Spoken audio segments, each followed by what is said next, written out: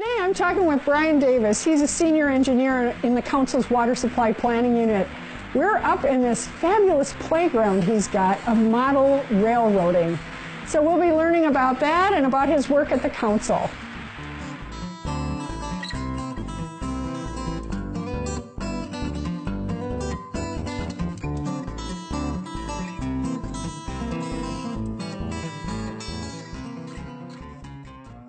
At the Metropolitan Council, I work in water supply planning. I'm a senior engineer in a unit that does the long-range water supply planning for the entire metro area. There are over 100 water utilities in our metro area, separate utilities from each of the communities, and we are responsible for looking at those utilities and the resource in a regional context and figuring out where the next million people that are coming here are going to get their water and what the impacts of that might be on natural resources, on the utilities, on water rates, conservation, all things like that.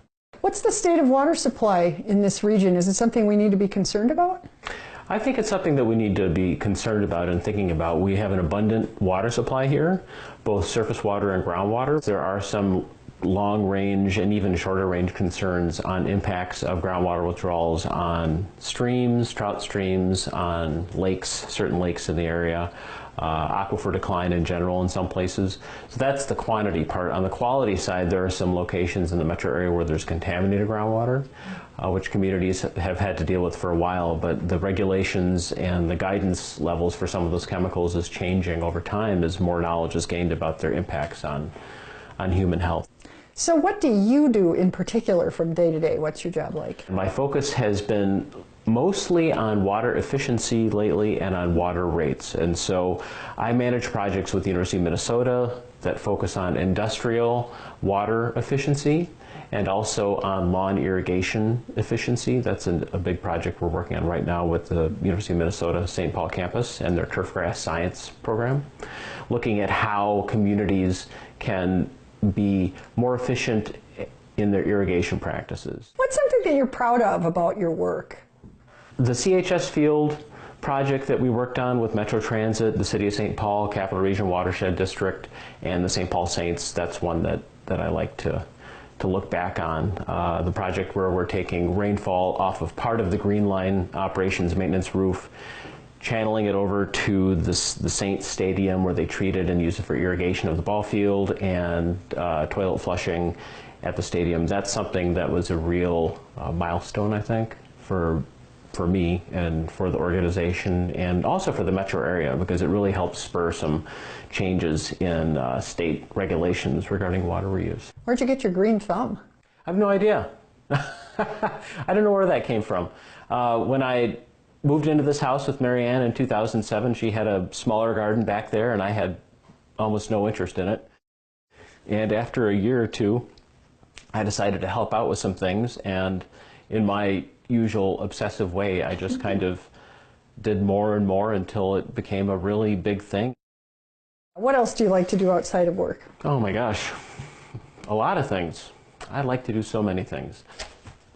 I was probably about 12 when I made this. Oh, wow. This is a train yard design. I love it. And you were using the word facilities at age 12. So it's not water supply, but it's a system. Mm-hmm. When I was a child, I drew things like that, layout ideas. Oh, I love that. What's your earliest train memory? When I was a kid in Chicago, my dad went to college at the University of Illinois Chicago Circle, which is downtown. And we lived in the suburbs. My dad took a commuter train to school.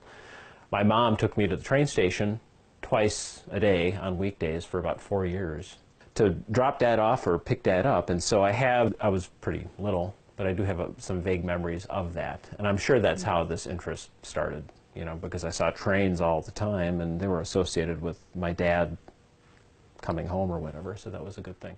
Talk about your electrical background. I mean, that's a huge component of this, is understanding wiring. Yeah, I just taught myself.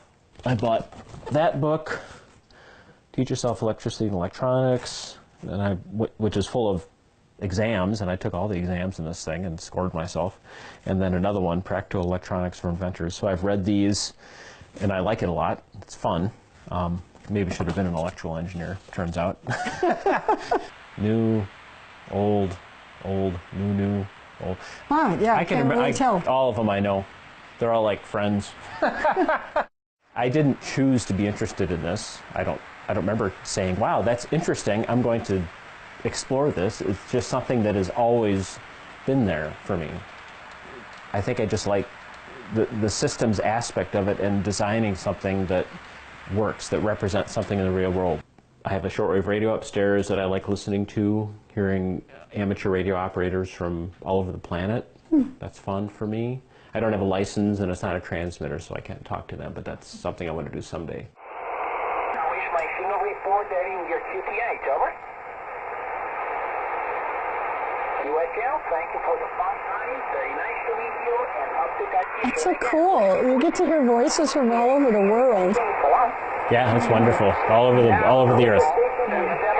Well, Brian, I have so enjoyed speaking with you today. I'm kind of in awe of all the things that you're able to hold in your mind and keep track of and do and invent and create, and it's really been fun talking with you. Oh, thanks. It's been fun for me, too. If you'd like to know more about the work of the Metropolitan Council, visit our website at metrocouncil.org.